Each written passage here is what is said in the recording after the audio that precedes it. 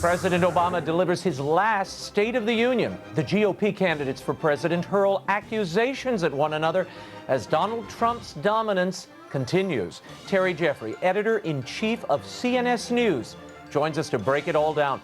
And he's an author, director, and Oscar-nominated writer of the screenplay Braveheart. Now he's written a new memoir, Living the Braveheart Life.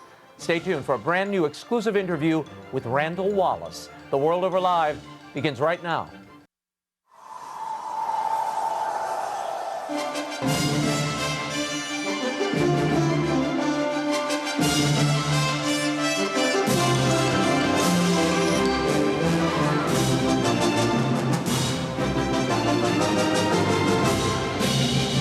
Now, from Washington, D.C., Raymond Arroyo. A warm welcome to all of you joining us in the United States and the world over. Terry Jeffrey and Randall Wallace are both straight ahead.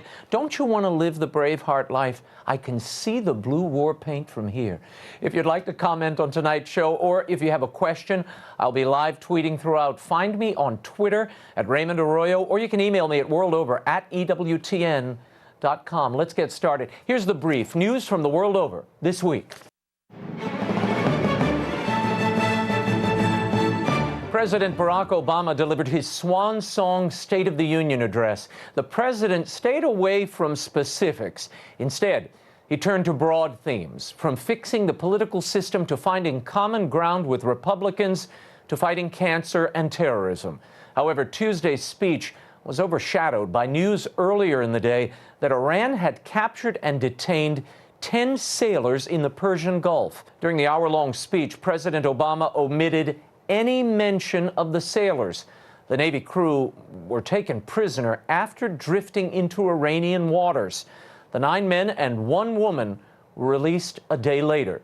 Their surrender and detainment was made public via a propaganda video, a violation of the Geneva Convention, and the female sailor was forced to wear a hijab. Secretary of State John Kerry and others in the Obama administration trumpeted the incident as a testament to the new diplomatic relationship between Washington and Tehran. More on this and the State of the Union in our next segment. From Istanbul to Indonesia, there were several terror attacks this week. On Tuesday, a suicide bomber struck in the heart of Istanbul's tourist district, killing 10 Germans. The attacker, who's believed to be ISIS-affiliated, had entered Turkey from Syria and was registered as a refugee. And in Pakistan, on Wednesday, a suicide attack on a polio vaccination center killed 15 people. Islamic militants have been targeting the country's vaccination campaign. Those killed on Wednesday were health workers and police escorts gathered to begin a 3-day immunization campaign. And on Thursday, multiple bombing attacks in Indonesia have left at least 2 dead and more than a dozen injured. Like the attack in Istanbul, Westerners appear to be the target. In Jakarta, a Starbucks was the focal point of the attack. Meanwhile, Ghana's Catholic bishops are criticizing its government for accepting 2 purportedly harmless former prisoners from Guantanamo Bay. In a statement released Monday, the bishops urged their government to, quote, act in the best interest of the nation by sending these men back to wherever they came from, end quote. According to U.S. and Ghana officials, the prisoners have been cleared of any terrorist act and are of no risk at all. If so, the bishops asked rhetorically, why were they not sent back to their own country or taken to the United States? Also this week, 10 more Gitmo prisoners have been released and sent to the Middle Eastern country of Oman. 2 high-profile U.S. cardinals weighed in on some hot-button political issues this week. Archbishop of Washington, Cardinal Donald Wuerl, says abortion will be a key issue in the upcoming presidential election. Wuerl told John Gizzi of Newsmax TV that legalized abortion in the U.S. has paved the way for the current culture of violence we're seeing, including guns and terrorism. I think what we have done is create a mentality that so deprecates the value of life that all these other things follow very easily. Meanwhile, in New York, Cardinal Archbishop Timothy Dolan called for Catholics to get more involved in the political process. He criticized the Democratic leadership in Washington for opposing school choice and conscience protection. Dolan also condemned legal abortion in the U.S. and added, quote, "Not only is abortion allowed, our tax money goes to subsidize it, and people and religious organizations are being coerced to pay for it," end quote. Pope Francis was again discussing the topic of global migration this week. In his annual address to diplomats accredited to the Holy See, the Pope called on European leaders to not turn their backs on refugees and migrants. This despite the cultural and security challenges associated with the arrival of 1 million people this year alone. In his speech, Pope Francis highlighted the inevitable problems such an influx creates as countries struggle to accommodate newcomers. Acknowledging the powerful anti-immigrant sentiments that have inflamed debates in Europe and North America, the pontiff went on to say, equally significant are fears about security, further exacerbated by the growing threat of international terrorism. And migration is sure to be a topic for Pope Francis when he visits Mexico next month. This week, the Holy See's ambassador to Mexico said the Pope's visit will not solve the country's many problems. Mexico continues to be plagued by drug violence, kidnappings, poverty, and its own migration crisis. The Pope is scheduled to celebrate his final Mass in the border city of Juarez. At the Mexico-U.S. border, he will speak directly to the sensitive topics of migration and pray for all migrants. And the Pope's first book, the first of his papacy, was released this week. The Name of God is Mercy. It's a 100-page question and answer conversation with Italian journalist Andrea Torinielli. In it, the Pope revisits several big themes of his pontificate, especially the merciful face that he believes is lacking in the Church. Torinielli and the publisher presented the Pope with the book on Monday. Well-worn recent topics of divorced and remarried Catholics and the judging of homosexuals were further explored. Referencing mercy, Pope Francis says that the Church needs to enter the darkness in which so many live and let them feel our closeness. But we must do so without being wrapped up or influenced by the darkness. He continues, caring for outcasts and sinners does not mean letting the wolves attack the flock. Instead, it means trying to reach everyone by sharing the experience of mercy. The Pope showed a little less mercy for those he labeled as scholars of law. He said that throughout the history of the Church, doctrinaire-minded rigorists have challenged Jesus' message of unconditional love and mercy for even the most wretched of sinners. Some are interpreting the book as an indication that the Pope will not make sweeping changes in the Church practice regarding divorced and remarried Catholics. We shall see. And big news this week for the Anglican Communion. The Episcopal Church in the United States appears to have been effectively suspended from full participation in the worldwide Anglican Communion. Church leaders met this week in Canterbury to reconcile deep differences on homosexuality and LGBT issues. The Anglican Communion of National Churches, which includes the Episcopal Church USA, have struggled to remain united since 2003, when the Episcopal Church consecrated an openly gay bishop, Eugene Robinson. Other Anglican members saw that decision and subsequent ones as departures from Scripture. On Thursday, a block of Anglican primates at the Canterbury meetings issued a statement saying the Episcopal Church will be barred from participating in major decisions in the Anglican Communion for 3 years. The Episcopal Church has lost more than 20% of its membership since the consecration of Eugene Robinson over a decade ago. We'll continue to monitor this very important story. Well, it is Oscar season. Nominees were announced this week, but unless you run an art house, you probably didn't see most of these films. Leading the pack for Best Picture with 12 nominations is the bleak frontier saga, The Revenant, starring Leonardo DiCaprio. Extra points if you know what Revenant means. Among the other Best Picture nods, The Big Short, Bridge of Spies, Brooklyn, Mad Max Fury Road, The Martian, Room, and Spotlight, the acclaimed drama, of course, about the Boston Globe reporters who broke the church sex abuse scandal. The big sentimental favorite this year is the Best Supporting Actor nominee, Sylvester Stallone, reprising his best-known role as Rocky Balboa in Creed. The Oscar winners will be announced on February 28th. And finally, one of the critically acclaimed actors of a generation, Alan Rickman, died on Thursday. He was 69 years old and had been suffering from cancer. Son of an Irish Catholic factory worker, the classical Shakespearean actor became best known for his movie roles, first opposite Bruce Willis as the scheming, diabolical villain Hans Gruber in Die Hard, and then years later as the complex and guarded Professor Snape in the Harry Potter series.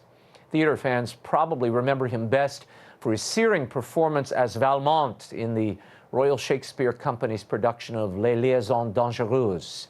He was great on screen and exceptional on stage. Friends and colleagues remember Rickman not only for his acting genius, but as a warm, kind, and thoughtful gentleman. And we don't have many of those. May Alan Rickman rest in peace. When we return, the president delivered his final State of the Union address while the GOP field duked it out on the campaign trail. Terry Jeffrey of CNS News joins us to discuss all of it and Trump's dominance when the world over continues. Stay right there.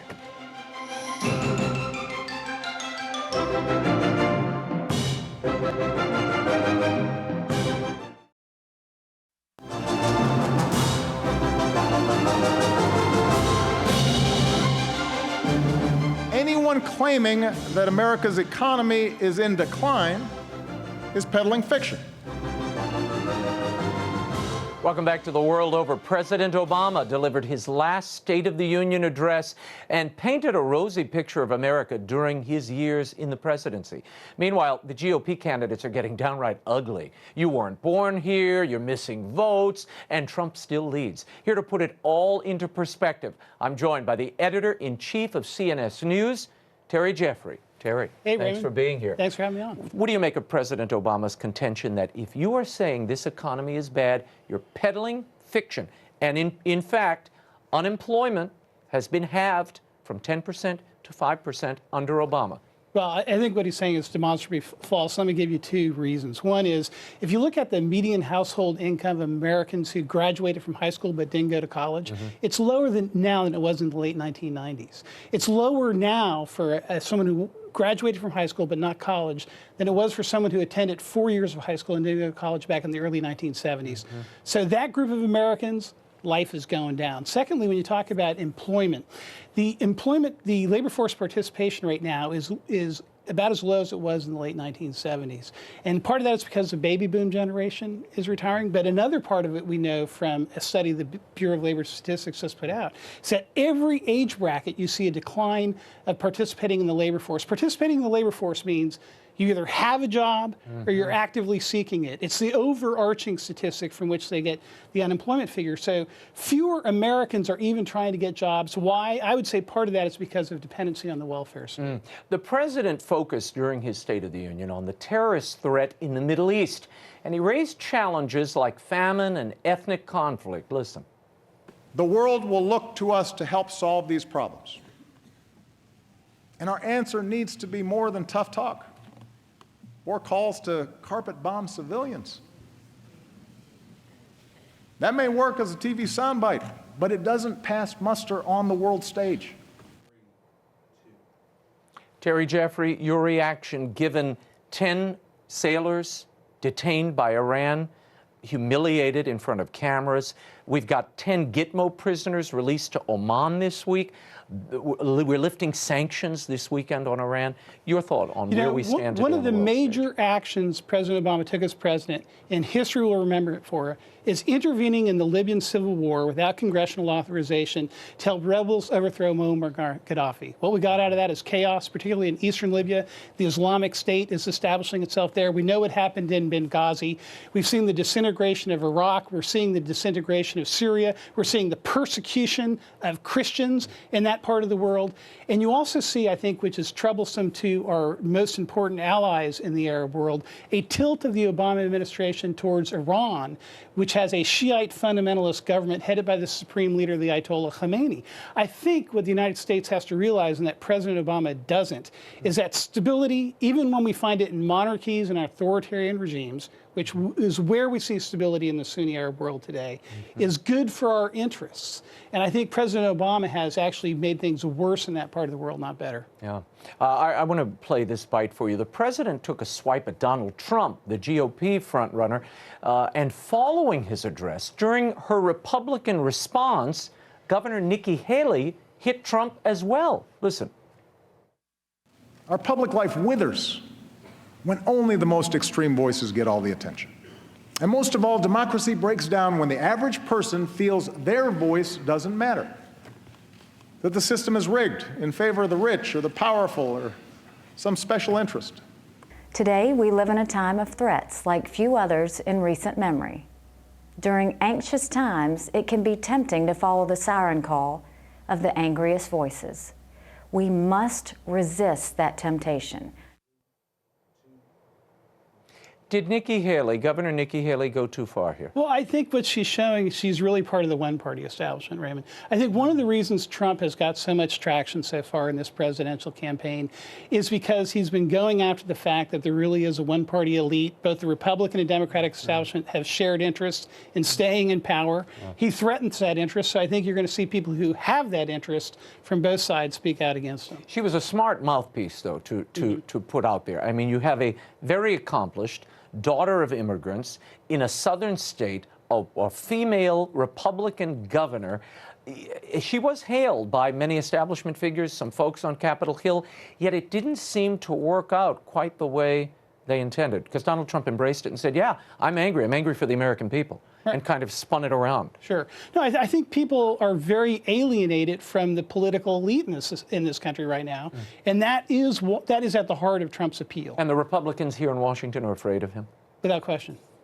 Let's talk for a moment about his staying power. Why do you think it is? And you look at these polls. NBC, this is a brand new story, just came off as we began.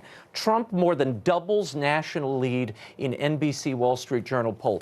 In the average, you're talking about Trump nationally, 37.2%. His nearest competitor is Ted Cruz at 19%. Explain that. Well, first of all, I don't put as much credit in the national polls as I would in the polls in Iowa and New Hampshire. Okay. I think Iowa is really a crucial decider. I believe we are looking at a truly historical, unique election. I think this is we're at a different moment in American life. I think people do think that there is great peril facing our country domestically, in terms of where we're going economically, where we're going culturally. But I think that if Trump wins Iowa, he will be very difficult for the Republicans to stop. If he doesn't win Iowa, it's going to change the nature of the election tremendously. Momentum means a great deal in presidential elections. Trump has had the momentum. He could lose it. So you think if he doesn't win Iowa, it makes New Hampshire more difficult for him? He's so high, his numbers are through the roof in New Hampshire. Right, I do think it does. I think for obviously he's right got like now, a 20-point advantage. Right, right now I think that if you look at the Republican race in Iowa, it seems like it's basically between Trump and Cruz. They're very close. They're going back and forth in the polls. If Trump wins, he's going to have huge momentum going into New Hampshire. Yeah. And I quite frankly, it's difficult at this point to see how someone would be able to stop him in the 8 days between the caucus and the New Hampshire primary. Yeah. If Cruz were to win in Iowa, I think Cruz gets out of there with a great deal of momentum, and the race changes. I disagree with you just a little bit, because my sense is New Hampshire voters are very different. As you know, Terry, we're having worked campaign, Pat Buchanan's campaign, perhaps the godfather of Donald Trump. Let's face it, it's the Buchanan agenda that it seems to me Trump has embraced. Whether this is part of his marrow or not is a different question, but he's embraced those key issues of trade, immigration, national security, workers' rights, worrying about the workers and the working man. Senator Ted Cruz is obviously very aware of Donald Trump's ascendancy, and he's been avoiding direct attacks on Trump. That ceasefire seems to be over, since Trump has been raising the issue of whether Cruz is qualified to run for president, given that he was born in Canada. Here's Senator Ted Cruz. More and more observers are saying this is coming down to a two-man race between Donald and me.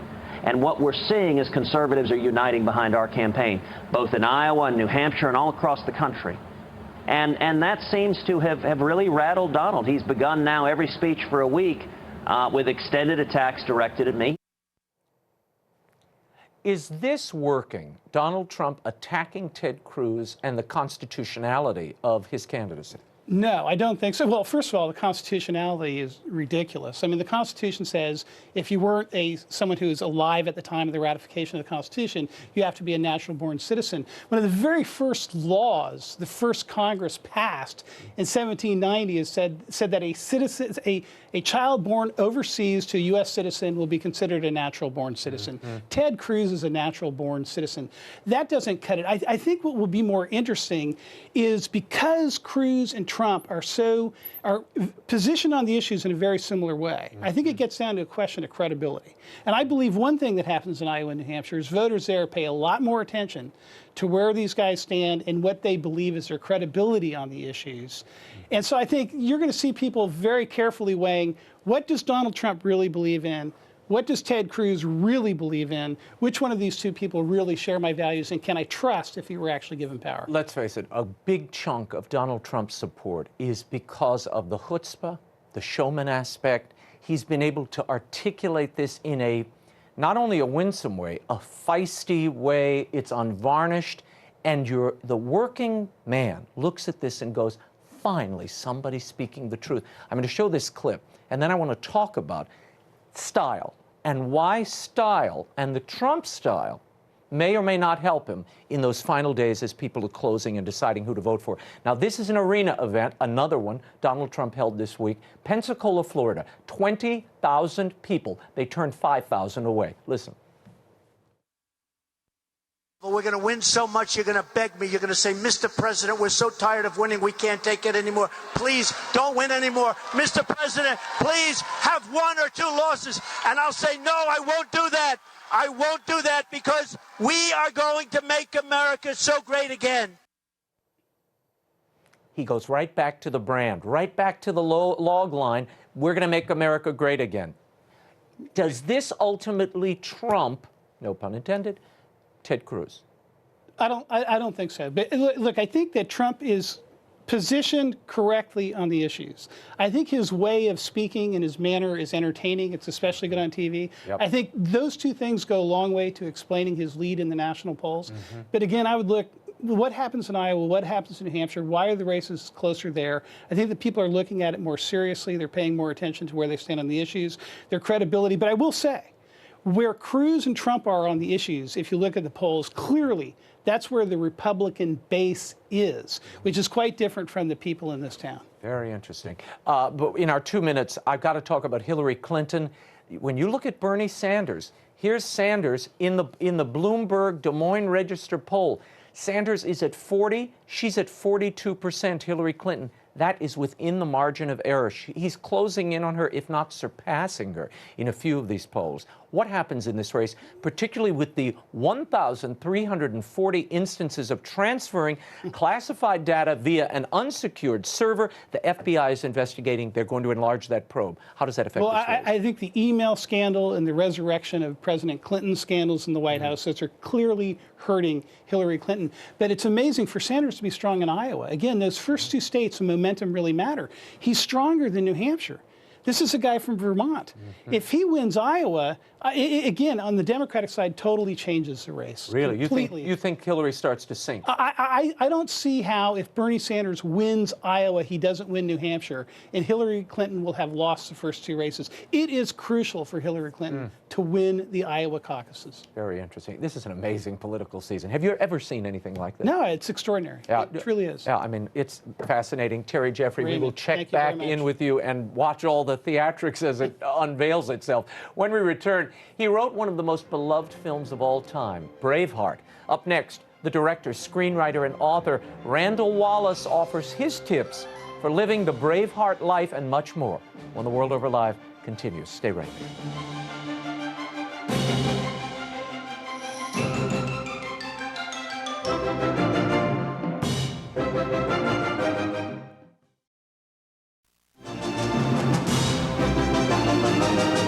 Now, once again, Raymond Arroyo. Welcome back to The World Over Live. My next guest is an Oscar-nominated screenwriter for his work on Braveheart, the director of such films as The Man in the Iron Mask, We Were Soldiers, Secretariat, and most recently, Heaven is for Real. In his spare time, he's a novelist, a songwriter, martial artist, and committed Christian. He's written a fascinating new memoir, Living the Braveheart Life, Finding the Courage to Follow Your Heart. In it, he talks about how he discovered the legendary Scottish warrior depicted in the film, and how telling the story of William Wallace changed the direction of his life. I caught up with him recently at his home in California. Here's my exclusive interview with Randy Wallace. I want to start, Randy, with your father, Thurman. What did he teach you about storytelling? In your book, you talk about how what a sort of garrulous, warm, engaging personality he was. How did he teach you to tell stories? My father taught me that a story has to be relevant. It has to mean something to engage the audience. He would tell stories because he wanted to connect with people, so that was the first thing. But he would tell a story that they cared about, that was about something that would entertain them and captivate them and ultimately inspire them. My father was about inspiration. He was a salesman. He was a salesman. Right, by trade. But my father's thing was, I'll never sell anyone something that won't get them to prosper. He would say to me, if our customers don't prosper, then we starve. And he did not want his son being a storyteller. He didn't want you to be a writer. No, he wanted me to be a salesman. He wanted me to be in the family business. And in a certain way I am, but in a much grander or different sense. Than you have different customers than yes, he had. Different customers. Very different customers. You go to Duke and you decide to study religion. Yeah. Why would you study religion? One practices it, but did you have aspirations of leading a church, being a pastor? To me, that would have been a little bit getting it the wrong way around. I wanted to find whatever it was that I was made to do, and I was following religion because it fascinated me. I thought, and still do, I still believe that the study of faith, what we would die for, is about what we would live for. Like, I've never been so concerned with life after death as much as I am with life after birth. How do we live fully? How do we have life and have it more abundantly? And music became a big passion of yours during this period. And yet, you weren't so sure if that's what you should be doing. Yeah, that's what I wanted to do. I had a plan. It's always annoyed me that God's plans are better than my own. I mean, that really disturbs me. I have that routine too. I know of what you speak. And so I love music, and I love the feeling that I get when, and we, in our church, we would all sing at the top of our lungs and the top of our hearts, so that a congregation lifting up their voices would be as close to God as I knew how it was possible to feel. And when I would write a song or sing, as every aspiring songwriter does, in the bathroom, because it sounds better. That's right, you get all that resonance. Yeah. When I would do that, I would feel a real sense of passion, and I wanted to follow that passion. So I thought, this will be the path, at least the one I'll explore first. And you have a meeting with Chris Christopherson at one point, which you were telling me about. It's also in the book. Tell me about that meeting. It was rather pivotal for you. I mean, it set you down a path. Absolutely did. I thought then and think now that he's one of the greatest American poets who's ever been. I loved his music, and he was doing poetry in music, and though no one ever thought of Chris Christopherson as the greatest of singers, like the singers who sang his songs, right. I thought he was a terrific performer and singer because he was authentic. I wanted to be like him. Here he was, he was an Army Ranger. He had been a boxer and a football player. He was a Rhodes Scholar. He had studied Byron. He was a poet through and through. And here he was, also commercially successful in Nashville, but he wasn't the Nashville that I had grown up knowing. He was something new. So he was coming to my university. I finagled to be backstage. I went up to him, I tried not to interrupt him, and I said, you know, I really want to write songs. And he said, then you've got to go to Nashville. So you end up in Nashville, you're writing music. What happened? Well, I signed with the most successful Nashville music publisher, Tree Music, and I was around some terrific songwriters. I think the big, and many of them were having huge success, and I wasn't, at least in the ways of the world. Right. I think I was where I needed to be, but I wasn't writing songs that were becoming hits. And a great country icon named Wesley Rose, who had been Roy Acuff's partner, or his father had been, said to me, is your heart really here? And I said, no, I don't think it is. And he said, don't sell your soul for a few pennies.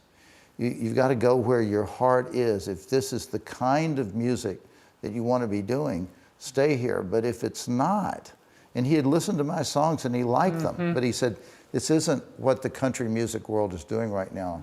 You need to find some place else. And you end up in Hollywood. Yeah. Why Hollywood? Why Hollywood was a question that everyone who loved me asked. And I wanted to come to California largely because I wanted the challenge. I wanted to be in an environment where everybody didn't believe as I believed. It was my same idea that I've always followed of, I'm in some ways created to be a stranger in a strange land. And still with the intention of writing music. Yes. Now, you end up working with Stephen Cannell, a great writer, producer of television, did hit after hit after hit. What did you learn from him? How did you end up there, from music to writing for television? Steve was a genius at many things, not only at writing, but at teaching. But I think the greatest thing he conveyed to me was a passion. He loved what he was writing. And that taught me an enormous thing. That was a great gift. To say, you know, go down the road of where you're really having fun. He once said to me, you know why people do business with us? And I was his protege for several years. He said, yes, they know we'll always deliver a professional product. Yes, they know we'll do it on time. But the main thing is that they enjoy it. They like us. And that's important to remember. So he was much like my father in that way. You have a Braveheart moment. That's what you call it in your book. When you're still writing, but things aren't clicking, and you're worried that you're not going to be able to feed your family. You have a family now. Yes. You're married, you have a family. I want you to go back 10 years prior. You're in Scotland. Right. And you're visiting a castle. Yes. And here's a statue. And you thought what when you saw that statue of William Wallace?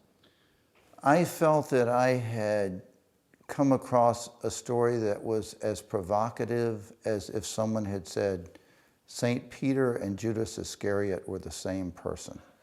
It was that big a story, that unique a story for me. Here's the story of a man who is Scotland's greatest hero. He has the same name as I do. I believe in every fiber of my being that he's actually one of my ancestors, but I've never heard of him.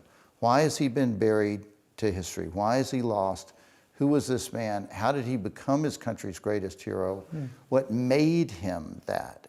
And was there something in the quality of the way he lived and died that transformed Robert the Bruce from being a scurrilous coward to being his country's greatest king? That scurrilous coward part, that transformation part, was what I was looking for in my own life. People will say to me, you know, don't you see yourself as William Wallace? And I go, nah, I kind of see myself as Robert the Bruce. Yeah, I read that in the book. Of all the characters, I mean, this is the traitor.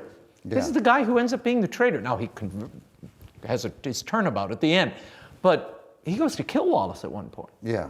And you know, when I think about these things, when I actually pause to reflect on them, it sort of explains why, and I talk about this in the book too, why I follow Jesus. Because here's this element. You know, people say all these things that we think Jesus taught, and he's a great, yes, and he did, and as C.S. Lewis would say, he's a great moral teacher, of course. But let's forget the nonsense about that that's all he was, or he was, that's what makes him distinct. The story for me is there are 100 sheep, and 99 of them are in the fold, and one of them is lost. And the shepherd goes out and finds that lost one. I'm not the shepherd, I'm the lost sheep. I'm really clear about that.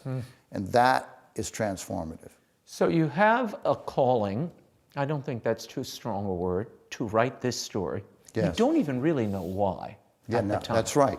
You're just drawn to it. And we have to say, there are a lot of question marks about William Wallace. I mean, the truth of the matter is, Randy Wallace gave William Wallace a lot more shape than we had before this screenplay was written. Right, nobody really knows anything William Wallace said. Yeah, well, now we know what he said. Well, freedom! We now know what he said, but we're not sure if he said it or not in life, but he did say it. Right. Tell me about that Braveheart moment where you are really on the fence. You only have one more screenplay in you before you're going to run out of time and money. Right. And your father wants you to come elsewhere, go do something else. That's right. And I'm worse than on the fence. I am broken, and I am desperate. And I am so overwrought that I can't do the habits of discipline that have gotten me to that point. My hands are shaking. My stomach's in a knot. I can't sleep. I can't eat. And I'm thinking, my sons are going to see me collapse. And I don't want, I saw my own father collapse. When he was 38. Yes, and about the age I was then. And so I get on my knees and I say, as sincerely to God as I know how to pray, if what I am to teach my sons is what happens when I collapse, when a man gets broken, and this gives me a chance to teach them how a man gets up, the way my father taught me. If that's what we're doing here, then give me the courage to bear this. Bring this to me and let me face it. But if I go down, let me go down, not on my knees to the false idols of Hollywood, to success, money. If I go down, let me go down with my own flag flying, saying, this is what I believe. This is who I am. And it was from not only that moment for me, but that gave me the words that it made me understand what I thought William Wallace was doing on the battlefield, in the dungeon, on the executioner's platform. That's what gave me the window to see the story. And it was really an insight into the battle, that internal battle that you were going through, that we all go through at some point. Yes, yes. I think we all have our Braveheart moments that define us and that shape the rest of our lives. Betrayal, you write about this. There's a whole chapter in the book about betrayal, which is something that it's really at the core. I didn't think about it, I guess, watching the movie, and I've seen it so many times, but it really is at the heart of the story. Yes. Because that's where the transformation happens. That's right. That's right. Through that betrayal. That's right. Talk to me a moment about your mother. You say somewhere in here that Braveheart would never have happened but for her. Yes. That seems curious. I understand your dad, but Mom? I struggle to understand this, Ray, all the time in my life, how we combined all of us combine an aspect of the masculine and the feminine, whether we are men or women. How do you, and we have these little neat packages we make of it. But the fact was, in my life, my father was the one who sort of loved me unconditionally, and my mother was the one who had the standards. It was my mother who once said to me, son, if they crucified Jesus Christ, there are going to be some people that don't like you. And my mother believed, as Mark Twain did, if you were standing with the majority, it is time to pause and reflect. If everyone likes you, you're doing something wrong. So my mother gave me this attitude, this posture, I'm looking for my battle. I'm looking for the place in life where I draw the line and say, right here. I finally found the spot, right here. I don't step back from this point. I'll either die or I will be victorious, but even if I die, I do not lose because I am fighting for what I am for who I am and what's right. While we're talking about women and Braveheart, what do you think is the magic, if it's there, that draws women in? Because normally, historical action, sandal and sword epics, this is not feminine fare. Yet, women are drawn to this story. What is it? Women recognize authentic love. And that's what women want. You know, Sigmund Freud didn't have to look very far. It was right there. Yeah. Women want to be loved, and they want to be connected to love. And that's what the story of Braveheart is about. It's not a war story, it's a love story.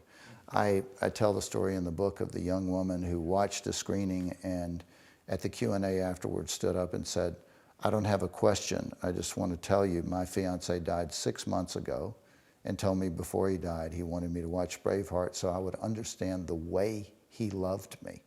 And there's a sense that I wrote this book not just for her and not for me, but for that young man who understood that life is eternal, that what really is life is not about the scars or the sword that pierces our heart and makes our blood leak out.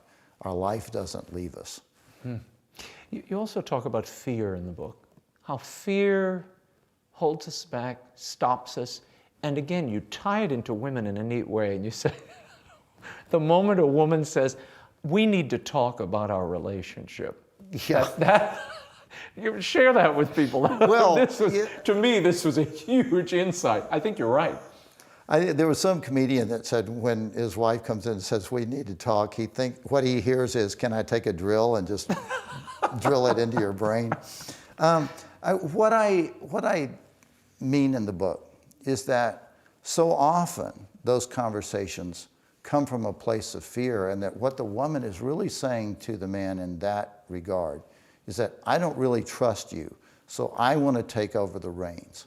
So I want to take away from you all of your authenticity and your integrity in this, and I want to destroy any chance I have for loving you. I want to make sure we kill it now because I'm afraid it's going to die. As opposed to, I will communicate with every way I live my life. I will be responsible for myself to the greatest extent, but understand what I love is you and what I want is to give you me. That's a whole different thing than being driven by fear. I was amazed when, in the book, when you look at the totality of how long did it take you to write this screenplay, Braveheart? The screenplay? Well, it took me 10 years to Started. sit down into the chair. Yeah. And it took me about 4 months to write. It came with remarkable rapidity for all of my. I've never written a screenplay any faster. No outline. None. No. Not at all. No. Now, Randy? How do you sit down with no? You didn't know where you were going. You didn't know how this was going to end, even. I didn't know how it would start.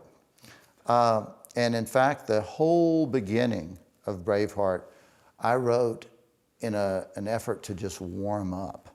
I didn't want the story to start in my conscious mind. I didn't want the story to start with William Wallace as a boy. So I just sat down to warm up, and my first words were, I will tell you of William Wallace. Historians will say I'm a liar, but history is written by those who have hanged the heroes. I never saw those words coming, and suddenly I kind of sat back and went, that's interesting. I'm curious to see where the rest of this goes. I didn't know when they were standing at the grave of his father and mother that the little girl would give him a flower. I didn't know that he would keep it. Until you were there. Until I was there. And I didn't know that she was there at his execution. When it happened, it took my breath away. I sat at my desk and I wept. And that was, to me, part of what I want this book to be. Sure, I want to share the story, particularly for my own sons. Right. But I wanted to share for everyone who's looking at a place in their life when they're not able to trust, they're not able to let go, not able to say, what value do I have? To me, everyone, you have to get to this humble place of surrender first.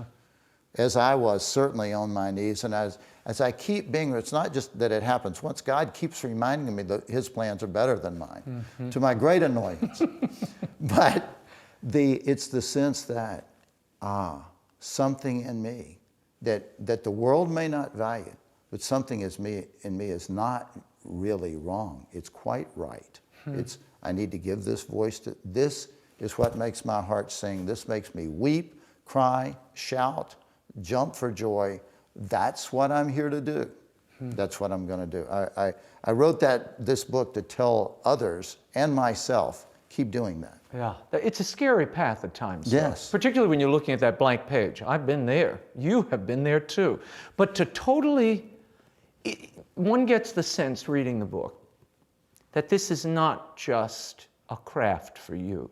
This is getting out of the way to let the real author shape this work. Yes, absolutely. And that's always a little frightening. Well, it's a lot frightening, and it's also dangerous because it's so easy to be arrogant and self-aggrandizing. You know, I rail against the false gods of Hollywood. It's like the Oscar is literally a golden calf, golden idol. But so is money, so are illusions of power and fame and all of those things. But the more dangerous idolatry is the self-idolatry. To turn in and say, oh, God is speaking through me, that's dangerous too. You got to get out of the way of that one as well. But the fact of the matter is, when a great story, a great song, a great poem, a great letter, or a great word to my sons comes, I didn't do it. God gave it to me. It's God. It's love speaking to love. That's the way I see it. You also pray before you write, which you reveal in the book. And you have the whole prayer there. It's a beautiful prayer, which I'm going to steal and put on the edge of my desk now. How long have you been doing that? Why do you do it? I have been doing it since that Braveheart moment. And part of it is that I know how readily I fall into the sense that this is all up to me. And if I do it well, it's my doing. I know how dangerous that is, how easy it is. The other thing is that it's a discipline. Like if you look at great golfers, basketball players, I remember J.J. Redick went to Duke, and he's this great player, great foul shooter, and I heard him talk one time about shooting foul shots, and he said, I say this prayer, I can do all things through Christ who strengthens me. He says that in his head every time before he shoots a foul shot. The discipline of it reminds us and clears out the other mess. All the muck. Yeah, well, you see it. That clarity breaks through, whether it's when we were soldiers. And what I love about the book is it really isn't just living the Braveheart life. It's much broader than that. You bring in Hal Moore, the great hero from When We Were Soldiers, a great man I interviewed. You weave in your own life with these tales that you've told so well, but they really have become iconography for so many people in the popular imagination. Braveheart and When We Were Soldiers, I think particularly for men, they take on something larger. They become their own narrative in the American sense. They're our Greek, they're our Homer. In some ways, you're our Homer. Well, do you feel that? Do you sense that 20 years later? Ray, I feel that I've certainly got a big and dangerous ego, but I truly feel that stories come as much from the audience as they come from the author.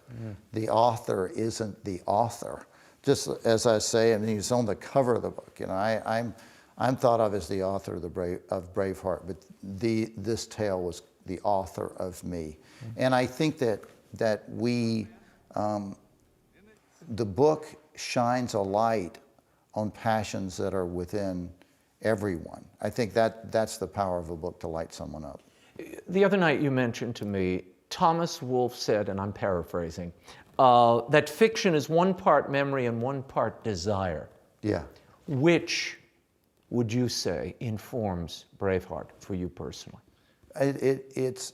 There's a great deal of memory in the story, and we could argue about collective or genetic memory, or the memory of our tribe.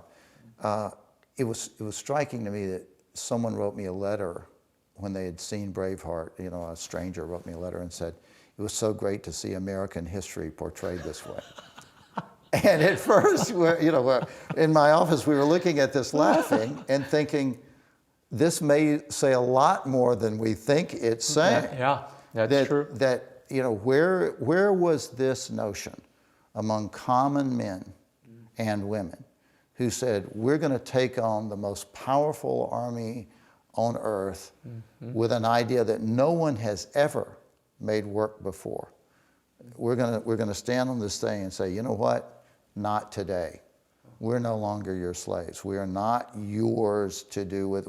We are all gonna have our voice. We're gonna be equal. That kind of thing. That stirred me up. So, is that memory or desire? It's both at the same time. It's mingled for you. Like, I think that courage and faith are largely the same thing. One feeds the other, and they're intertwined. Yes. You really can't have one without the other. It's how it Not if seems you're to going to me. live it out. There's a wonderful line here that jumped out at me where you say, I've learned that wounds are just as important as our weapons. How do those wounds shape Randy Wallace? And do you pass those wounds on to the next generation? Well, the second part first, that's one of the scariest things for me. Do I pass my wounds to my children, or do I give them the strength to avoid them? I have said, my sons, we're friends. And I have said to my sons, if I had my way, I would take away from you everything that will make you a man. Every heartbreak, every disappointment, every bloody nose, every skint knuckle. I would remove it all. I would fight every fight for you if I could. Yeah.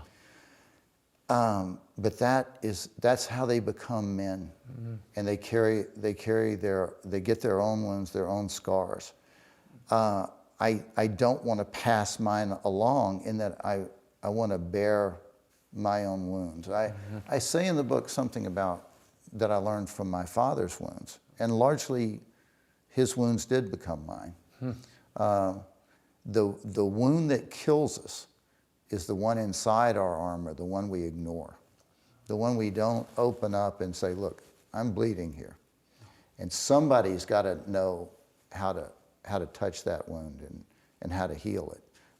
That's another thing. When I hear the Jesus story, I go, all right, this story strikes me as so true. It has the ring of truth in all of the Gospels. I'll read a story and I'll know how everything is going to fall, because I've told enough stories and I have enough story sense, and that's when a story seems false to me. But when a story surprises you, when you go, I didn't see this coming. Like I think in Braveheart, people didn't expect that William Wallace is going to be executed. They think surely somebody's going to swing in on vines and save him. Right. But then you see it happen and you go, you know what? This is how life works. And the life that surprises you at the end, when it transforms everyone, not only Robert the Bruce, but the men who followed him, then that strikes us as true as well. Yeah. The great line that people always remember from Braveheart, and that really is the spine of this book, is every man dies, but not every man really lives. How do you live the Braveheart life that you depict in this book, and that is captured in your great work? That's the question I wanted to explore in writing this. I didn't want to tell Hollywood stories. I didn't want to, people, there's so many people who love Braveheart, and they love to hear the story, but it's the question you just asked. How do we live this now? And to me, it's wrapped up in that statement. We all die. But that doesn't kill the really living part. It's the acceptance. I mean, where that line came from, again, was inspired by the Gospels. Yeah. Jesus has been teaching his disciples. They've been with him almost without any restriction for 3 years. And yet he knows that they're all going to run away. Nobody's going to understand him. They're going to deny him. One's going to betray him. And yet he doesn't make the situation ethics decision, the rational one, to say, I should just back off here and go into the mountains and teach some more until they really understand. And catch up. And that my measure of who I am and what I will do will be judged by the standards of, do they understand? Let's have a show of hands. How many here believe that I'm here to transform you and save your lives? Oh, no one? Okay, well, let's wait until I can get there. But he makes a choice that's above and beyond the question of what do we understand, how does the world judge us? It's who are we made to be? Let's be that, because this body will die. But that's how we really live. For me, that's the best way I know to put it. And 20 years, I can't believe it's been 20 years. Oh, me neither. Since Braveheart came. I want to end talking for a moment about working with Mel. I know you all have been collaborators on not just Braveheart, but a number of projects. I know you continue working with him. What did he bring to that particular film that might have been lost in the hands of another actor or director? So many things. Absolute commitment. Now, but that alone isn't enough, but absolute commitment. There's an all-in quality about Mel. Yeah. But that was coupled with an appreciation for what the story was and what it spoke of. Mel got something that I don't know any other director who would have gotten, and I was not directing at the time, so right. I couldn't have, I had to grow into that role, but he understood when William Wallace is on his knees in the dungeon, praying, give me the strength, I'm so afraid, give me the strength to die well. He's like, oh, well, that's Jesus in the Garden of Gethsemane. Yes, he saw, you're right, he saw, he understood, he got it all. And we began to resonate with each other and not feel that either of us was so alone in this. We began to say, aha, we get each other. I remember when The Passion came out and people said, you know, it's a shame Mel didn't do The Passion, didn't act in The Passion. I said, sure he did. He just did it 10 years earlier.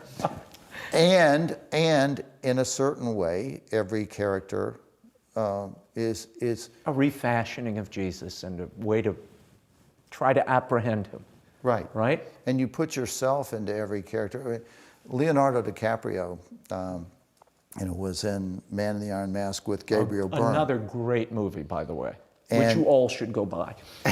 No, my boys love this movie. It's an adventure. It's about honor. It's about all the things. Yes. Really, it's about all the things you were doing in Braveheart as well. But go on. I'm sorry. Right, and about your identity as well. Right. Who are you? And Gabe was asked why he. I think it was on one of the big talk shows when he was asked the question, but he was asked, why did you choose to be in this movie? And he said, well, I thought every character was powerful. And he said, I think that's because Randall saw himself as every character. And then he paused with this little Irish twinkle and he said, probably including the Queen. And the funny thing was, he's absolutely right. Yeah. In every character, you see yourself. You yank and you a part say, of yourself. if I were her, if these were the tools I had and these were the obstacles I faced, how would I feel? Yeah. And that's how you write a character that an actor looks at and says, I want to play that because I see that in myself. And that's why I say, for an audience, for a young man, a young woman who is looking at this book, It's not to tell them the stories of Randall Wallace. It's to say, who are you? What is in your life? What are the stories that when you tell this story or you hear this story, that you go, this is me? Randy Wallace, thank you for the time. Thank you, Excellent. Raymond. Thank you, my Excellent. friend. As I often say, every man dies, but not every man can be interviewed on the world over. Forgive me, Randy. Living the Braveheart Life by Randall Wallace is available at bookstores everywhere and online. Well, that is all the time we have until next week. The show continues on Facebook and Twitter. Like me on Facebook, follow me on Twitter. The links are at RaymondArroyo.com. Don't miss our next show. The March for Life will be here in D.C. on its eve. Father Tad Paholczyk and others will join us to discuss the state of life globally. And with the stock market in a free fall, we'll discuss your money with financial expert and CEO of Ave Maria Mutual Funds, George Schwartz. Until then, we'll be scouting the world over for all that is seen and unseen. On behalf of the staff and crew of EWTN News, thanks for watching. I'm Raymond Arroyo from Washington, D.C. Bye now.